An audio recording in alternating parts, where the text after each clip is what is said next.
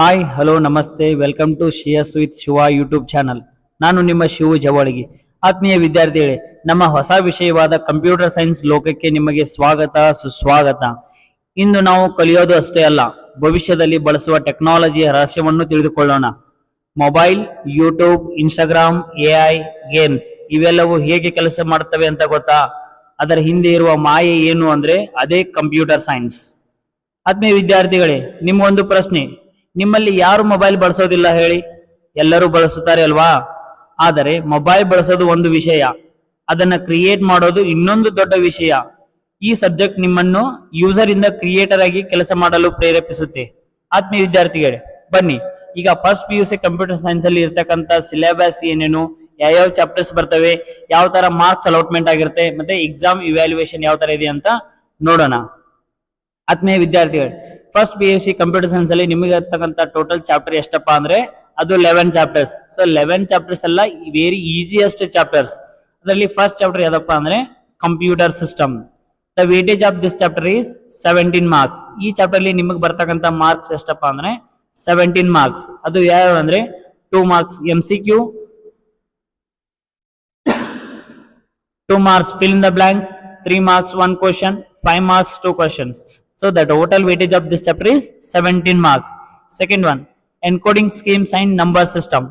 ಈ ಚಾಪ್ಟರ್ ಅಲ್ಲಿ ಬರ್ತಕ್ಕಂಥ ಮಾರ್ಕ್ಸ್ ಎಷ್ಟಪ್ಪ ಅಂದ್ರೆ 9 ಮಾರ್ಕ್ಸ್. ಅಂದ್ರೆ 1 marks MCQ, 3 marks 1 question and 5 marks 1 question.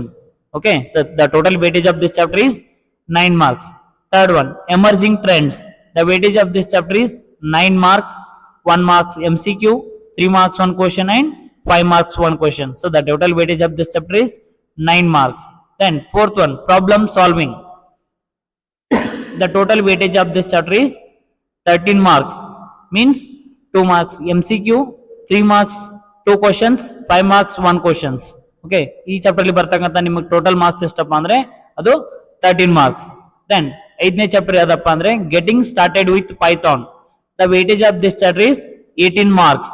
Means 2 marks MCQ, 1 marks fill in the blanks, 2 marks 1 question, 3 marks 1 question, 5 marks 1 question plus 5 marks 1 question. The total weightage of this chapter is 18 marks. ಅಂದ್ರೆ highest chapter marks ಯಾವ್ದಪ್ಪ ಅಂದ್ರೆ ಅದು getting started with Python. Then sixth one, flow of control. ಈ chapter ಅಲ್ಲಿ ಬರ್ತಕ್ಕಂಥ marks ಎಷ್ಟಪ್ಪ ಅಂದ್ರೆ 9 marks. Means 1 marks MCQ, fill in the blanks 1 mark, 2 marks 1 question. So next one, seventh chapter ಯಾವ್ದಪ್ಪ ಅಂದ್ರೆ ಅದು functions. The weightage of this chapter is 9 marks.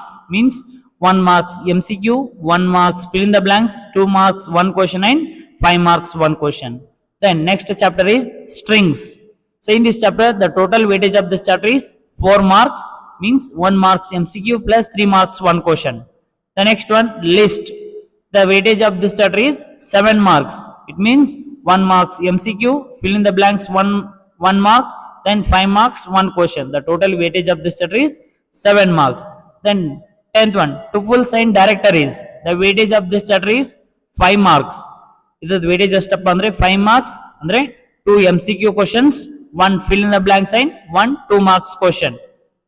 ಮತ್ತೆ last ಯಾವ್ದಪ್ಪ ಅಂದ್ರೆ social impact. The weightage of this chapter is 5 marks. ಅಂದ್ರೆ 1 marks MCQ, then 2 marks 2 questions. The total weightage of this chapter is 5 marks. Okay, so total ಆಗಿ ನಿಮಗೆ ಬರ್ತಕ್ಕಂಥ marks ಎಷ್ಟಪ್ಪ ಅಂದ್ರೆ 105. ನಿಮಗೆ ಎನ್ಯುವಲ್ ಎಕ್ಸಾಮ್ ಅಲ್ಲಿ ಬರ್ತಕ್ಕಂಥ ಕ್ವಶನ್ ಪೇಪರ್ ಎಷ್ಟು ಮಾರ್ಕ್ ಇರ್ತವೆ? 105 ಮಾರ್ಕ್ಸ್ ಇರ್ತವೆ. ಸೊ 105 ಮಾರ್ಕ್ಸ್ ಅಲ್ಲಿ ಅದು ಥಿಯರಿ ಎಕ್ಸಾಮ್ಸ್ ಅಲ್ಲಿ.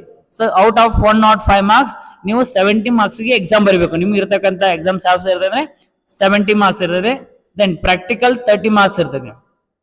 ಪ್ರಾಕ್ಟಿಕಲ್ ಎಕ್ಸಾಮ್ಗೆ 30 ಮಾರ್ಕ್ಸ್ ಮತ್ತೆ ಥಿಯರಿ ಎಕ್ಸಾಮ್ಗೆ 70 marks. The total marks is 100. Then practical ಅಲ್ಲಿ ಎಕ್ಸಾಮಿನೇಷನ್ ಇವ್ಯಾಲ್ಯೂಯೇಷನ್ ಪ್ರಾಕ್ಟಿಕಲ್ ಯಾವ ತರ ಇರ್ತದೆ ಅಂದ್ರೆ ರೈಟಿಂಗ್ 1 ಪ್ರೋಗ್ರಾಮ್, ಅದು ಪಾರ್ಟ್ ಎ ಅಲ್ಲಿ 1 ಪ್ರೋಗ್ರಾಮ್ ಬರೆದ್ರೆ ಅದಕ್ಕೆ 6 marks. Means 6 marks. Writing 1 program from part B ಅದಕ್ಕೆ 6 ಮಾರ್ಕ್ಸ್. ಅಂದ್ರೆ ಟೋಟಲ್ ಫಸ್ಟ್ ಪ್ರೋಗ್ರಾಮ್ಗೆ 6 ಮಾರ್ಕ್ಸ್, ಸೆಕೆಂಡ್ ಪ್ರೋಗ್ರಾಮ್ಗೆ 6 marks. Then exam execution of any 1 program of examiner choice. ಅಲ್ಲಿ ಇರ್ತಕ್ಕಂಥ ಎಕ್ಸಾಮಿನರ್ ನಿಮಗೆ ಒಂದು ಚಾಯ್ಸ್ ಕೊಡ್ತಾರೆ, ಎರಡರೊಳಗೆ ಯಾವ್ದಾದ್ರು ಒಂದು ಎಕ್ಸಿಕ್ಯೂಟ್ ಮಾಡಂತ ಹೇಳ್ತಾರೆ ಅವ್ರು. ಅದನ್ನೊಂದು ಎಕ್ಸಿಕ್ಯೂಟ್ ಮಾಡಿದ್ರೆ ಅದರಲ್ಲಿ ನಿಮಗೆ 8 ಮಾರ್ಕ್ಸ್ ಬರ್ತೈತಿ. ದೆನ್ ಪ್ರಾಕ್ಟಿಕಲ್ ರೆಕಾರ್ಡ್ ಅಂದ್ರೆ ಲ್ಯಾಬ್ ರೆಕಾರ್ಡ್ ಕರೆಕ್ಟ್ ಆಗಿ ಬರ್ದಿದ್ರೆ ಅಲ್ಲಿ ನಿಮಗೆ 6 ಮಾರ್ಕ್ಸ್ ಸಿಗುತ್ತೆ. Then viva, I think viva ಇಲ್ಲ ಈ ವರ್ಷ ಏನಪ್ಪಾ ಅಂದ್ರೆ ಅದು ಅಟೆಂಡೆನ್ಸ್. ಸೊ ಅಟೆಂಡೆನ್ಸ್ ನಿಮ್ಗೆ ಇಲ್ಲಿ ಮಾರ್ಕ್ಸ್ ಅಲೋಕೇಶನ್ ಇರುತ್ತೆ. The total weightage of this chapter is ಪ್ರಾಕ್ಟಿಕಲ್ಗೆ 30 ಮಾರ್ಕ್ಸ್. ಈ 30 ಮಾರ್ಕ್ಸ್ ಅಲ್ಲಿ ನಿಮ್ಗೆ ಆಲ್ಮೋಸ್ಟ್ 28 ಇಂದ 30 ಆಲ್ಮೋಸ್ಟ್ ಬರ್ಬೋದು. ಯಾಕಂದ್ರೆ ನೀವು ಎಲ್ಲಾನು ಪ್ರೋಗ್ರಾಮ್ ಎಕ್ಸಿಕ್ಯೂಟ್ ಮಾಡಿದ್ರೆ, ರೆಕಾರ್ಡ್ಸ್ ಬರ್ದಿರ್ತಾರೆ, ಅಟೆಂಡೆನ್ಸ್ ಕರೆಕ್ಟ್ ಆಗಿರ್ತದೆ. ಆರಾಮಾಗಿ ಇಲ್ಲಿ 28 to 30 ಮಾರ್ಕ್ಸ್ ಈಸಿಯಾಗಿ ಸ್ಕೋರ್ ಮಾಡಬಹುದು. Okay, so in next class I'll directly start with first chapter, that is computer system. Okay, so ನಮ್ಮ ಚಾನಲ್ ನ ಇನ್ನೂ ಯಾರ್ಯಾರು ಸಬ್ಸ್ಕ್ರೈಬ್ ಮಾಡಿಲ್ಲ ಈಗಲೇ ನಮ್ಮ ಚಾನಲ್ ನ ಸಬ್ಸ್ಕ್ರೈಬ್ ಮಾಡಿ ಮತ್ತೆ ಈ ವಿಡಿಯೋನ ಶೇರ್ ಮಾಡಿ ಅಂತ ಹೇಳ್ತಾ, ಇವತ್ತು ಕಂಪ್ಯೂಟರ್ ಸೈನ್ಸ್ ಗೊತ್ತಿದ್ರೆ ಮಾತ್ರ ಫ್ಯೂಚರ್ ಅಲ್ಲಿ ಹೆಚ್ಚು ಅಪಾರ್ಚುನಿಟಿ ಸಿಗುತ್ತವೆ.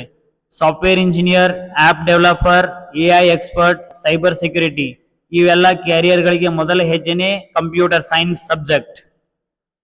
ಚಾನಲ್ ನ ಇನ್ನೂ ಯಾರ್ಯಾರು ಸಬ್ಸ್ಕ್ರೈಬ್ ಮಾಡಿಲ್ಲ ಈಗಲೇ ನಮ್ಮ ಚಾನಲ್ ನ ಸಬ್ಸ್ಕ್ರೈಬ್ ಮಾಡಿ ಮತ್ತೆ ಈ ವಿಡಿಯೋನ ಶೇರ್ ಮಾಡಿ ಅಂತ ಹೇಳ್ತಾ, ಸ್ಟೇ ಟ್ಯೂನ್.